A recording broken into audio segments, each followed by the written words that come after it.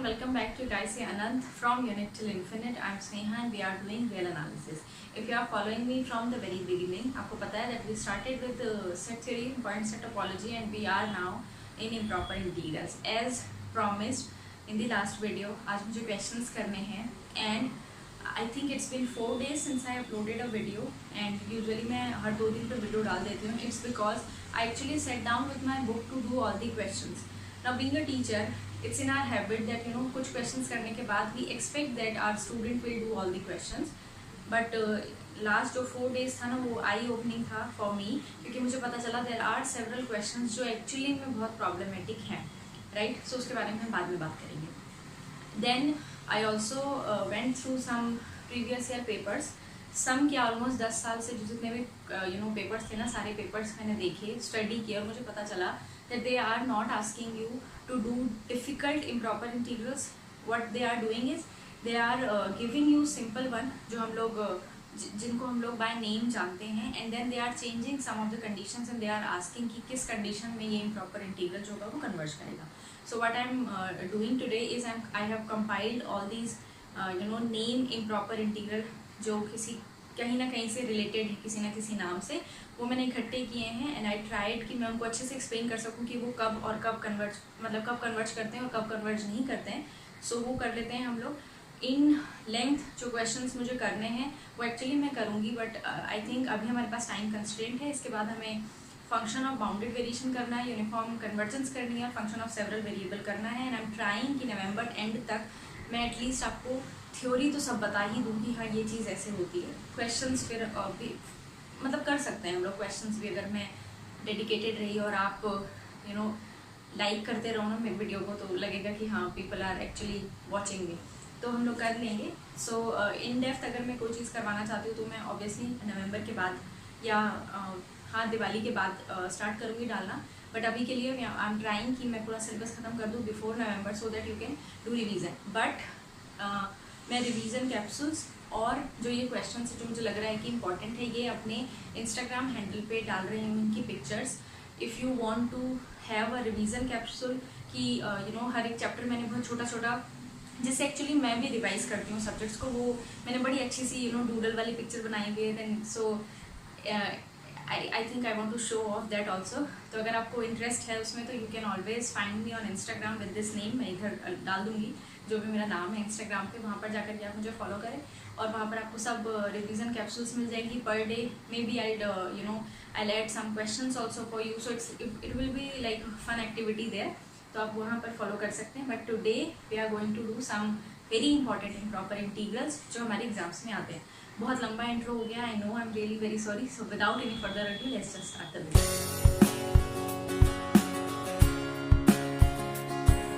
First question जो हमें करना है वो है बड़ा ही इंटरेस्टिंग सा क्वेश्चन है. This question says that you have to find out the convergence of improper integral of sin raised to the power mx on x raised to the power n dx. Question में सबसे पहले मुझे ये check करना है that why is this integral improper, है ना. improper क्यों है ये? क्योंकि my limits are bounded, मेरा इंटरवल बाउंडेड है बट इस इंटरवल पे मेरा फंक्शन अनबाउंडेड है क्योंकि 0 पर इसको प्रॉब्लम होगी when n is पॉजिटिव, है ना. तो ये प्रॉब्लम होगी इसलिए, और n नेगेटिव होगा तो क्या होगा कि n नेगेटिव होगा तो ये मेरे ख्याल से प्रॉपर इंटीग्रल में चेंज हो जाएगा तो कोई इशू नहीं है, ठीक है. सो इसका मतलब क्या हुआ, this is the improper integral of the type where the function is unbounded but my interval is bounded. ये चीज़ हो गई. नाउ जब भी मेरी बाउंडेड इंटरवल के अंदर बात होती है तो हमारे पास 2 टेस्ट हैं, कंपैरिजन टेस्ट, लिमिट फॉर्म और कंपैरिजन टेस्ट फर्स्ट फॉर्म, ठीक है, और एक कंपैरिजन इंटीग्रल है. वो कंपैरिजन इंटीग्रल हमने ऐसे लिखा था, अगर आपने पहली वीडियोज़ नहीं देखी है तो लिंक डाल दूंगी मैं यहाँ पर, वहाँ देख लेना. That 1/x - a raised to the power n improper integral from a to b converges if n is less than 1, ठीक है. तो मुझे सिर्फ एक ये improper integral मालूम है 1/x - a raised to the power n types. तो यहाँ पर a क्या है, 0 है सबसे पहली बात. तो मैं थोड़ा ये ना तरीके से लिख देती हूँ. a is 0, b is π/2, my function here is sin raised to the power mx upon x raised to the power n. right now मुझे प्रॉब्लम कहाँ हो रही है, 0 पे हो रही है. So I have to find out another function g(x) such that limit x approaches to 0 fx by gx, ये जो है वैल्यू या तो कोई जीरो नंबर आ जाए, या तो जीरो ही आ जाए या नॉन जीरो आ जाए, ये चाहिए मुझे, राइट। तो देखो एज एक्स अप्रोचेस टू 0 है ना, मुझे ये दिख गया यहाँ पर दैट अगर मैं इसको कुछ ऐसे लिख दूँ ना, व्हाट m माइनस m, इस चीज़ को मैं ऐसे भी लिख सकती हूँ, X raise to the power m से मल्टीप्लाई कर दिया और X raise to the power m से डिवाइड कर दिया, तो ये आ गया मेरा function. Now I know that as X approaches to 0 this approaches to 1, है ना। बस ये दिक्कत आ गई मेरे पास X raise to the power m minus n type का, ये है ना। तो अगर मैं अपना फंक्शन कुछ ऐसा लिखूँ G X X raise to the power n minus m, ये लिख दिया मैंने, ठीक है, n माइनस m, करेक्ट। तो मैंने क्या किया, f x x minus a वाला जो टाइप था उसको लिखा मैंने x minus 0 raise to power n minus m। Now f x by g x, this limit will be this quantity into x raised to the power n minus n और multiplied by this value। मैं इसको या फिर देखो इसको, इस चीज़ को ना मैं ऐसे भी लिख सकती हूँ ना, 1 x raised to the power n minus n, है ना, ठीक है। तो ये ऊपर हो गया n minus n और नीचे हो गया x raised to the power n minus n, right.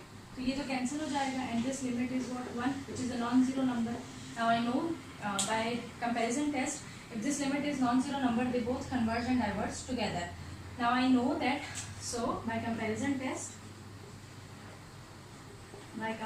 Test integral fx dx from 0 to pi by 2 and integral gx dx from 0 to pi by 2 they converge together, put this together, right। now ये जो है हमारा interval, ये कब converge करेगा, I know that this converges when n minus m is less than 1, that means n is less than 1 plus 1। तो ये एक मेरे पास कंडीशन आ गई that when n is less than 1 plus m this improper integral it converges, ठीक है। तो अगर your interval is bounded तो आपके पास एक ही वो है, एक ही हथियार है मैं कहूँगी, वो है कंपैरिजन इंटीग्रल।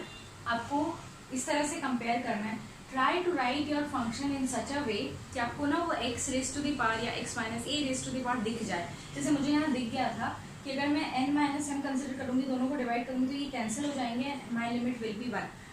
मेरा वो क्या होना चाहिए, मेरा उद्देश्य क्या होना चाहिए या मेरा एम क्या होना चाहिए, that this limit has to be either zero और नॉन जीरो। अगर ये नॉन जीरो है सम नंबर फाइनाइट नंबर तो ये दोनों कन्वर्ज करेंगे एक साथ, डाइवर्ज करेंगे एक साथ। बट अगर ये जीरो आ जाता है तो हमने बात करी थी that if this is zero that means my function f x is less than equal to my function g x for large x, है ना। जैसे जैसे एक्स बढ़ रहा है तो जी एक्स भी बहुत बड़ा होता जा रहा है, एफ एक्स छोटा होता जा रहा है। इस केस में हम comparison test first form apply कर सकते हैं, कह सकते हैं when g x when g x converges f x converge, the improper integral f x will converge. तो ये हो गया हमारा फर्स्ट क्वेश्चन।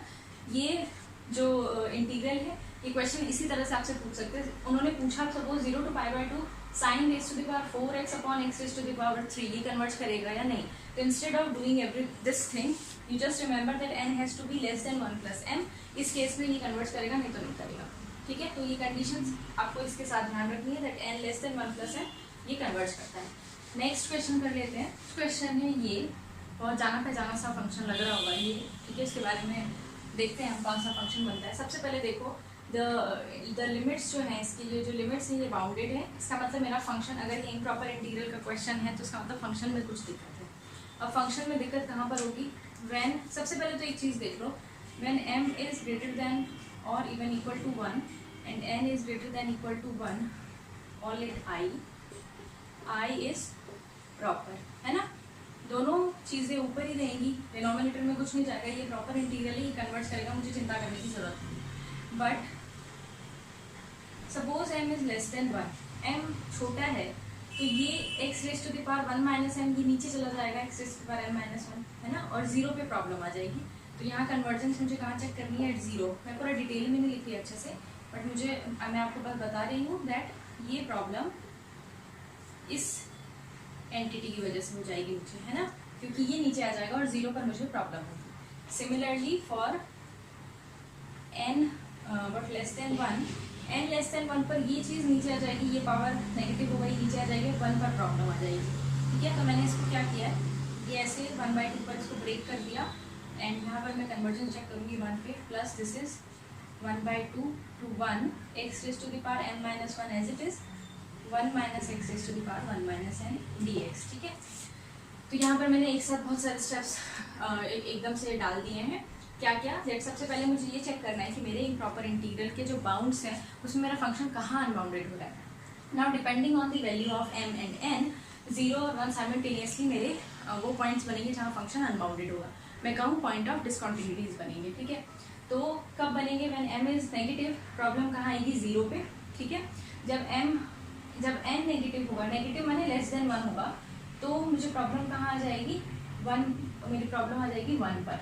ठीक है, तो मैंने क्या किया, इस इंटीग्रल को 2 पार्ट्स में डिवाइड कर लिए, यहाँ 0 to 1/2, यहाँ 1/2 to 1। ठीक है, अगर आपको वही लास्ट वाली वीडियो याद है तो यहाँ मैं 0 + लैम्डा लिखूंगी, यहाँ 1 - म्यू लिखूंगी, limit lambda approaches to 0, limit mu approaches to 0, इस तरह से कर सकते हैं। नाउ मेरे पास क्या हथियार है अभी, सिर्फ कंपैरिजन इंटीग्रल। कंपैरिजन इंटीग्रल में मुझे यहाँ देखना है, यहाँ पर मुझे क्या देखना है, मैं कन्वर्जेंस कहाँ चेक कर रही हूँ 0 पे, यानी मेरा फंक्शन तो है यहाँ 1 minus x raised to the power n minus 1 upon 1 minus m। मुझे gx फाइंड आउट करना है कुछ इस तरह, such that limit x approaches to 0 fx by gx, या तो ये 0 आ जाए या फिर कोई नॉन जीरो एंटिटी आ जाए। तो when x is approaching to 0, इसको तो कोई दिक्कत नहीं है ना, 1 minus x raised to the power n minus 1 को दिक्कत सिर्फ इसी को है, तो मैं क्यों ना इसी को फंक्शन अज्यूम कर लूँ अपना gx इस तरह से।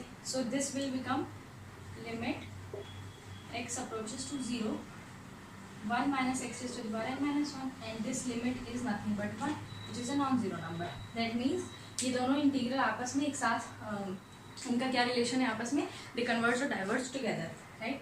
ये कब कन्वर्ज करेगा, तो मेरे पास पहले 0 के लिए तो जो कन्वर्जेंस थी उसके लिए मेरे पास ये आ गई, ये क्या कहती हूँ मैं, कंडीशन आ गई that this has to be less than 1, that means 0 should be less than 1, यानी m पॉजिटिव। तो 0 पर मैंने कन्वर्जेंस यहाँ चेक कर ली, मैंने क्या किया, अपना फंक्शन देखा, मुझे चेक करना है fx by some gx such that the limit is either 0 और नॉन जीरो। तो मैंने फंक्शन को देख के मुझे पता चला इसको तो 0 पर कोई दिक्कत नहीं है, इसकी तो लिमिट 1 आ जाएगी, दिक्कत इसी को है, मुझे इसी को हटाना है यहाँ से, तो मैंने gx इस तरह से चूज कर लिया। ठीक है, सिमिलरली ये वाला फंक्शन मुझे दिक्कत कहाँ है 1 पर, यहाँ पर मेरा फंक्शन क्या है, fx is x raised to the power n minus 1 1 minus x raised to the power n minus 1 minus n, right. यहाँ पर भी मुझे gx फाइंड आउट करना है such that this time limit x approaches to 1 fx upon gx it has to be some number 0, some finite number, 0 non zero कुछ भी। तो यहाँ देखो 1 पर इस फंक्शन को प्रॉब्लम नहीं, फंक्शन को इसको प्रॉब्लम है 1 पर। ठीक है, तो मैंने यही ले लिया gx 1 minus x raised to the power 1 minus n। तो जब मैं डिवाइड करूंगी तो I am left with limit x approaches to 1 x raised to the power n minus 1 which is 1 not equal to 0। again they converge or diverge together depending on the condition on 1 minus n। Condition क्या है इधर भी, 1 minus n should be less than 1, that means 0 less than n। तो ये आ गए मेरे पास condition that this improper integral it converges if m is positive and n is positive। Negative numbers के लिए ये कन्वर्ज नहीं कर रहा है। ठीक है, तो ये है, दिस इज क्या, हाँ ये चीज़ मैं बता रही थी ना, इसका कुछ नाम भी आपको याद होना चाहिए। ये कैसा, अगर आपको याद हो तो ये क्या चीज़ है, this is beta function, right. I think 12th में पढ़ा होगा, और नहीं पढ़ा होगा तो विकिपीडिया पे जाके देखो। एंड देयर इज़ वन, मैं चैनल का वो डिस्क्रिप्शन में डाल दूँगी, मैं चैनल का नाम भूल गई हूँ एक्चुअली। वहाँ पर ना उन सर ने बहुत अच्छे से बीटा और गामा फंक्शन को डिफाइन किया है, बहुत ही बढ़िया तरीके से। आपको एक बार देखोगे तो आपको बड़े अच्छे से समझ में आ जाएगा। बट उनकी प्रॉब्लम ये है कि उनके बोर्ड में उन्होंने बहुत छोटा छोटा लिखा, तो मुझे बहुत दिक्कत हुई उसको पढ़ने में with my specs and all. But ठीक है, बहुत अच्छे से उन्होंने एक्सप्लेन किया हुआ है। दिस इज़ बीटा फंक्शन, और इतना ही नहीं, ये जो अब ये नेम फंक्शंस आ गए ना, तो आपको यहाँ पर this is known as beta of m n, और ये इसकी जो कन्वर्जेंस आती है, या ये जिस पॉइंट पर कन्वर्ज करता है वो पॉइंट होता है m factorial into n factorial upon m plus n factorial. Now beta function is 2-3 more forms, अलग अलग फॉर्म्स भी होती हैं। बीटा फंक्शन की। अभी रिसेंटली मैंने फेसबुक पर भी इससे रिलेटेड एक क्वेश्चन देखा था जिसमें मैं खुद ही भूल गई थी कि ये बीटा ही फंक्शन है। मैं सोच रही थी उस वो जो फॉर्म होता है ना, वो मैं लिख देती हूँ आपको यहाँ पर। वो फॉर्म कुछ ऐसा होता है, 0 to infinity x raised to the power m minus 1 upon 1 plus x raised to the power m plus n।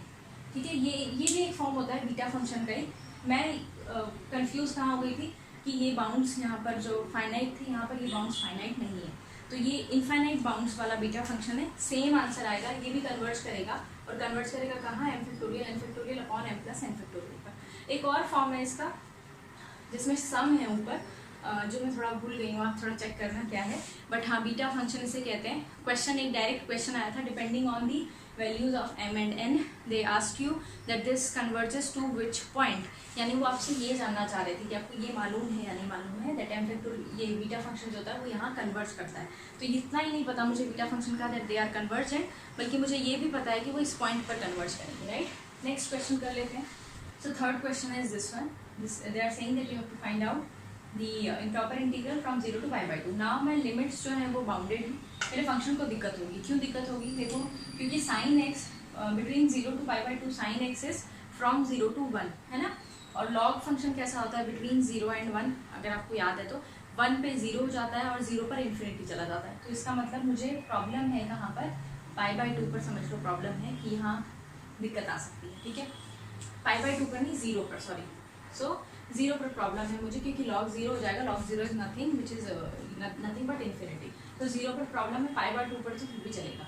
Also यहाँ पर जो ध्यान रखने वाली बात ये थी, या कभी भी लॉग फंक्शन वाला इम्प्रॉपर इंटीग्रल आएगा तो आपको ये ध्यान रखना है दैट सिंस फ्रॉम 0 to से π/2, ये हम एक्चुअली फंक्शन का डोमेन देख रहे हैं। ठीक है, if sine x, but if x is between 0 to π/2, sin x will be between 0 to 1। so log जो होगा, log sin x, उसको कहाँ आ जाएगा, 0 और 1 के बीच में आ जाएगा। एंड इन दिस केस मेरा जो log फंक्शन होगा, therefore ये जो log फंक्शन होगा ये नेगेटिव होगा। log is negative in the domain, जो भी हमारा डोमेन है 0 to π/2। अगर आपको ये याद नहीं रहता तो आप ये भी देख सकते हो, दिस इज लॉग फंक्शन, इसका ग्राफ हम इस तरह से बनाते हैं।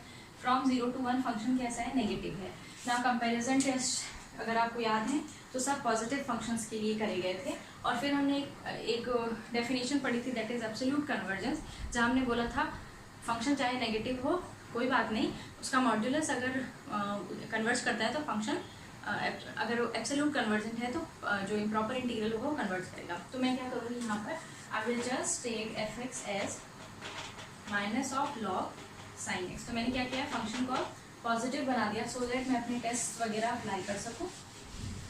ठीक है, ये बन गया मेरा फंक्शन। अच्छा, यहाँ पर आकर के ना मेरे पास दो इनइक्वालिटीज हैं आपको बताने के लिए।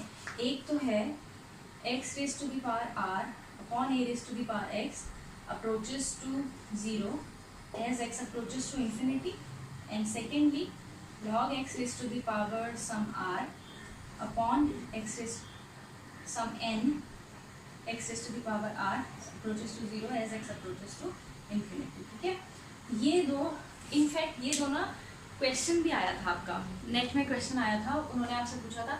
बेसिकली ये क्या कर रहे हैं, आपको ग्रोथ ऑफ पावर्स बता रहे हैं। यहाँ वो कंपेयर कर रहे हैं x की पावर को किसी भी एक्सपोनेंट फंक्शन के साथ।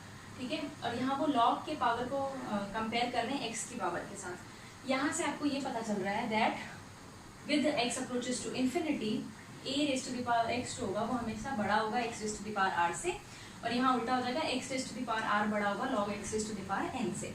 With the help of this inequality का मुझे यहाँ पर कुछ आइडिया मिल जाएगा gx के लिए। Suppose I am taking my gx as 1 upon x raise to the power n, right. My problem lies at 0, so limit x approaches to 0 fx by gx becomes limit x approaches to 0 fx is minus log sin x and gx is 1 upon x raised to the power m can be written as x raised to the power minus m। ठीक है, यहाँ पर मैंने क्या किया है, क्योंकि मेरे पास जो ये रिजल्ट है this is for x approaches to infinity, you change this x by some 1 by t, t approaches to 0, so ये चेंज हो जाएगा log 1/t that is minus log t, और ये चेंज हो जाएगा 1/t that means t raise to the power minus m। इस case में क्या होगा, कुछ नहीं होगा, ये approaches to zero, same result आ जाएगा। So now I know with the help of this that this approaches to zero. अब ये जीरो पे अप्रोच कर रहा है, इसका मतलब this function g(x) is much much bigger than the function f(x). By comparison test first form I can say when gx will converge, fx will converge. Now when will the convergence of gx will depend on what, that m is less than 1, है ना। तो बहुत सारी चीज़ें बोल दी मैंने। यहाँ पर हमने क्या देखा, सबसे पहली चीज़ हमने देखी fx by gx का लिमिट क्या आ रहा है 0, तो हमें पता चला ये कन्वर्ट करेगा तो ये कन्वर्ट करेगा, ये कब कन्वर्ट करेगा, फॉर m लेस देन 1, क्योंकि मेरे फंक्शन में तो m का कोई लेना देना नहीं था ना, या कोई और नंबर का लेना देना नहीं था जो m के ऊपर डिपेंडेंट था। तो मैंने कहा ये जो m मैंने कंसिडर किया, ये सपोज मैंने m लेस देन 1 ही कंसिडर करके रखा था शुरू से दिस इज 1/2, तो ये कन्वर्ट कर ये 0 आ जाएगा and hence this improper integral this converges. तो ये आंसर है, दिस कन्वर्जेस मतलब absolutely convergence and hence this is convergence, ठीक है। तो लॉग फंक्शन के टाइम पर आपको ये ध्यान रखना है कि लॉग 0 और 1 के बीच में जो फंक्शन होता है लॉग फंक्शन, वो नेगेटिव होता है। ऐसे सिचुएशन में आप डायरेक्ट टेस्ट नहीं अप्लाई कर सकते। नाउ जब आप मल्टीपल क्वेश्चंस कर रहे हो ना, तब तो आप अप्लाई कर सकते हो, किसी को नहीं फर्क पड़ने वाला कि आपने पॉजिटिव लिया नेगेटिव। बट आप कभी इंटरव्यू वगैरह पे जा रहे हो तो आपको ये छोटी सी चीज़ ध्यान रखनी है that this is a negative function, I can not apply comparison test on a negative function, so I have to apply modulus on the function. उसको पॉजिटिव बनाऊंगी, फिर पॉजिटिव बना करके लिखूंगी कि हाँ ये कन्वर्ज करती है, फिर मैं लिखूंगी since absolute convergence implies convergence and hence the improper integral convergence, ठीक है। तो ये था हमारा थर्ड क्वेश्चन विच इज इतना कोई खास इंपॉर्टेंट नहीं है, बस आपको ये बताने के लिए कि लॉग फंक्शन में आपको कोई अटका सकता है, ठीक है। सो नेक्स्ट कर लेते हैं क्वेश्चन, नेम नेम इंटीग्रल, ठीक है।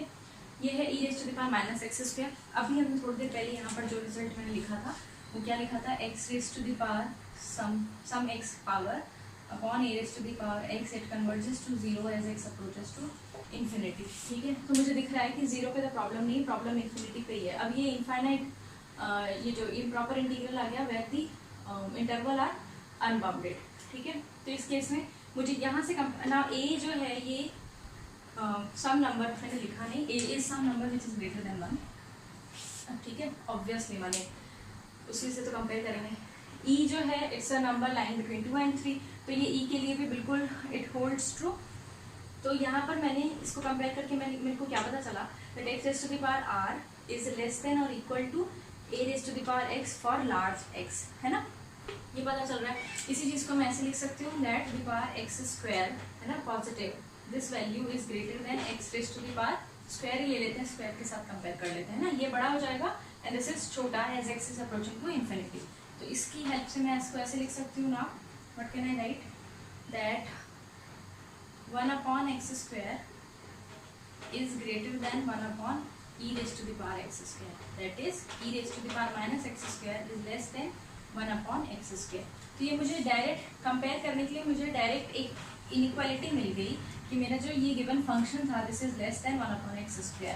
Now I already know that between 0 to infinity 1/x² dx कन्वर्जेस। वाई?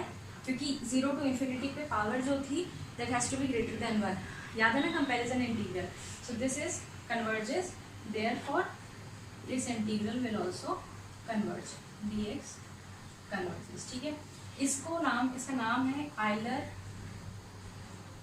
पॉइसन इंटीग्रल, ठीक है।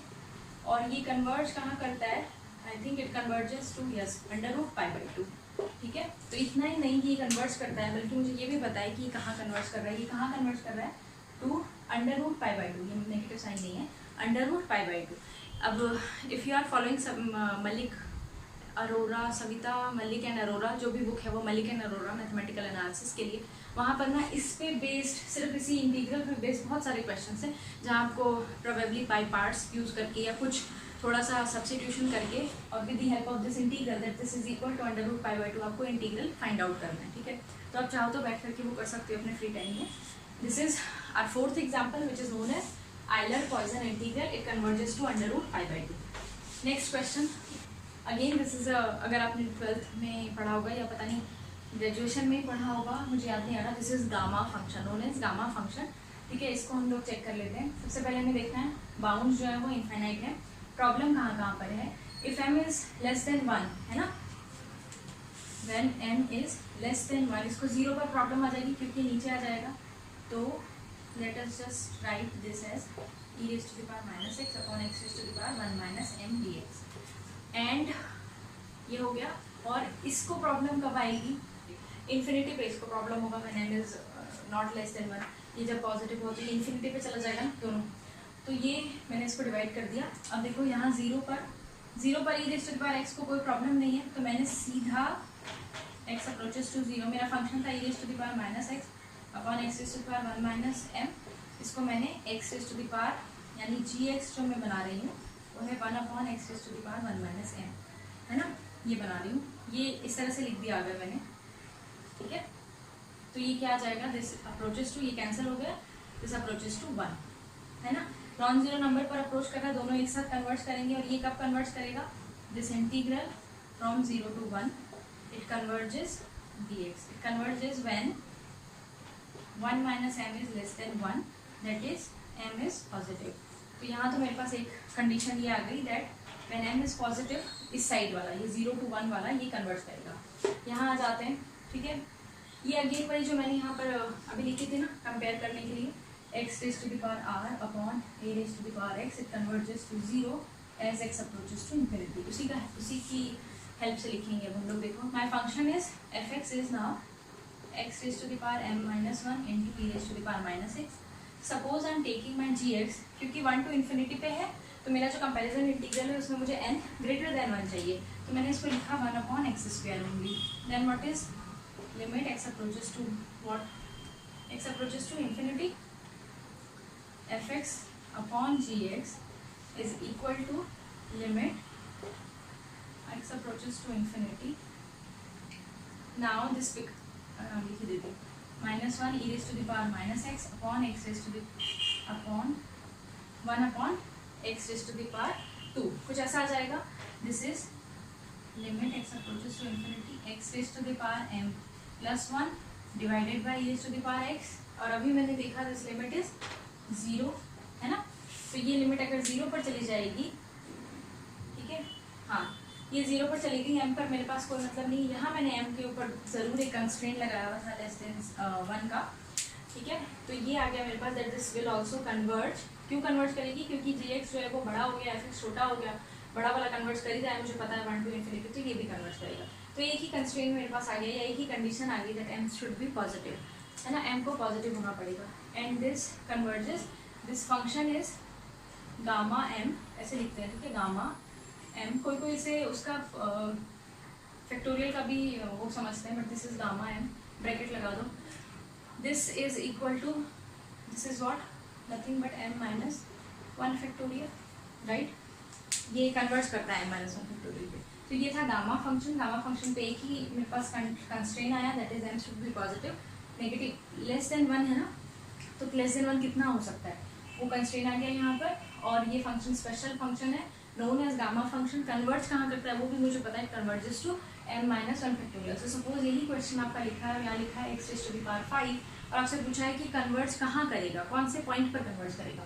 तो आप इसको देख करके कंपेयर करोगे गामा फंक्शन से. Since m minus 1 is 5, that means 5 factorial आ जाएगा इसका आंसर. ठीक है, 5 फैक्टोरियल पर ही कन्वर्ट करेगा.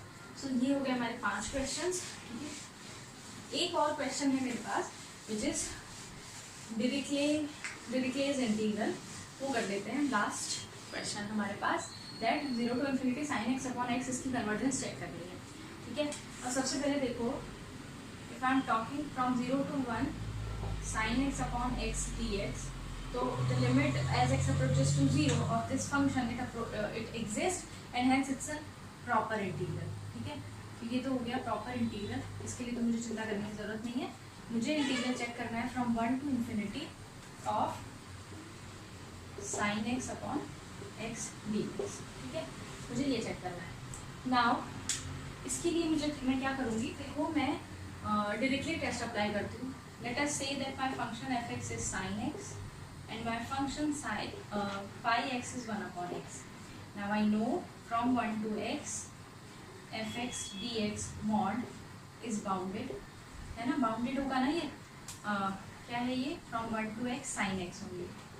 तो ये एक प्रॉपर इंटीग्रल है, प्रॉपर इंटीग्रल है, इसका आंसर क्या आ जाएगा, इसका आंसर आएगा minus of cos x from 1 to x, that is cos 1 minus cos x which is bounded, in fact it is bounded by 2 less than equal to 2। तो ये तो फंक्शन मेरा बाउंडेड हो गया। डिरिचलेट टेस्ट याद है ना आप लोगों को, 2 टेस्ट किए थे हमने, एबल्स टेस्ट एंड डिरिचलेट टेस्ट, ये उनमें से एक वाला टेस्ट है। एंड सेकेंडली ये जो फाई है function, phi x is monotonically decreasing convergent to 0, तो ये भी वो कंडीशन सेटिस्फाई कर रहा है। इसका मतलब इन दोनों का जो प्रोडक्ट है ये वाला फंक्शन ये कन्वर्ज करेगा, ठीक है, improper integral. So using Dirichlet test I can say that this improper integral it converges, और since we used Dirichlet test, इसका नाम भी डिरिचले इंटीग्रल ही है, ठीक है, डिरिचलेस, क्या लिखा है मैंने, डिरिचलेस इंटीग्रल, ठीक है, एडजस्ट टू I/2। तो आज हमने क्या क्या चीज़ें पढ़ी। सबसे पहला जो फंक्शन हमने पढ़ा था, मुझे याद दिलाओ जरा, sine raise to the power mx upon x raise to the power n, हमें पता चला when n is less than 1 + m को कन्वर्ट करेगा, एक कंडीशन होगी। सेकंड हमने पढ़ा था beta function which is of 3 form, beta function के ना 3 फॉर्म है, 2 मैंने आपको बताया, एक आपको खुद से पता करना है कि कौन सा है, ठीक है, वो वाला फंक्शन जो कन्वर्ट करता है, और कहाँ कन्वर्ट करता है, m factorial into n factorial upon m + n factorial. Third हमने कौन सा क्वेश्चन किया है, बीटा फंक्शन के बाद एक लॉग वाला क्वेश्चन किया था, लॉग ऑफ साइन एक्स, जो हमने देखा था क्योंकि 0 से 1 पे लॉग नेगेटिव होता तो हमें बस चेंज करना था लॉग एक्स को माइनस लॉग एक्स से, और फिर ये जो 2 इनइक्वालिटीज़ हमने पढ़ी थी, या 2 कंपैरिजन जो हमने पढ़े थे ग्रोथ ऑफ एक्सपोनेंट्स, उनकी हेल्प से मुझे पता चला वो कन्वर्ट करेगा। फिर हमने पढ़ा गामा फंक्शन, गामा फंक्शन कहाँ कन्वर्ट करता है, m - 1 फैक्टोरियल पर, ऑब्वियसली वो कन्वर्ट करता है, ठीक है, हमने वो देखा था किस तरह से कन्वर्ट करता है ये 4। पांचवा क्वेश्चन क्या था हमारे पास, मैं कुछ और एक क्वेश्चन भूल गई हूँ, हाँ, एक आइलर्स पॉइजन इंटीग्रल था which is e⁻⁻x²। Again I used the inequality, we use the comparison between the power x⁻² to log x की पावर कुछ और e⁻x के साथ कंपेयर करके मुझे पता चला वो भी कन्वर्ट करेगा, and that is an special integral known as Euler Poisson integral which converges to √π/2। और फिर हमने लास्टली ये वाला एक इंटीग्रल पढ़ा विच इज डिरिचले इंटीग्रल, जो डिरिचले ने अपना जो टेस्ट लिखा था ना उसको इस्तेमाल करके मुझे लगता है पहली बार यही निकाला था, sine x upon x 0 to ∞, ये कन्वर्ट करेगा, और ये कहाँ कन्वर्ट करता है, π/2 पर। तो ये मैंने वो वाले क्वेश्चंस उठाए हैं, कंपाइल किए हैं, जो एग्जाम में बार बार पूछे जा रहे हैं, और जिनका मतलब मैथमेटिक्स स्टूडेंट होने के नाते इम्प्रॉपर इंटीग्रल आपको अगर आता है तो इतना तो आपको पता होना ही चाहिए। इसके बाद बहुत सारे क्वेश्चंस हैं, repeating my self that I will put photos on my Instagram handle, वहाँ जाकर के आप आराम से चेक कर सकते हो। If you have the book लेकिन अरोरा, तो घर पे बैठ करके आराम से सॉल्व भी कर सकते हो। But I am closing this topic here, क्योंकि मुझे आगे अपना सिलेबस कवर करना है। Maybe in future I will dedicate one entire section for these question, but till then इतना आपके लिए मोर देन एनफ है, डोंट वरी अबाउट इट। और अगर कोई क्वेश्चन बाहर से आपको लगता है ना पेपर देख के कि कुछ और ही आ रहा है, तो बिल्कुल ध्यान से अगर आप उसको देखोगे तो कुछ नहीं होगा, कंपैरिजन इंटीग्रल को ही लिखा होगा। मैंने जहाँ तक देखा ना, कंपैरिजन इंटीग्रल को ही घुमा फिरा करके लिख रहे हैं वो। सो या दिस इज़ द वीडियो। लंबा वीडियो हो गया, आई नो, इंट्रो भी बहुत लंबा था, आई नो, बट बहुत ज़रूरी था इतना सब कुछ आपको बताना। सो हम लोग मिलते हैं नेक्स्ट में, we will do function of bounded variation in one go. I am preparing that, ठीक है, 45 मिनट्स का वीडियो हो जाएगा तो कोई बात नहीं, but in one go will complete function of bounded variation. So till then पढ़ते रहिए, मुस्कुराते रहिए, बाय।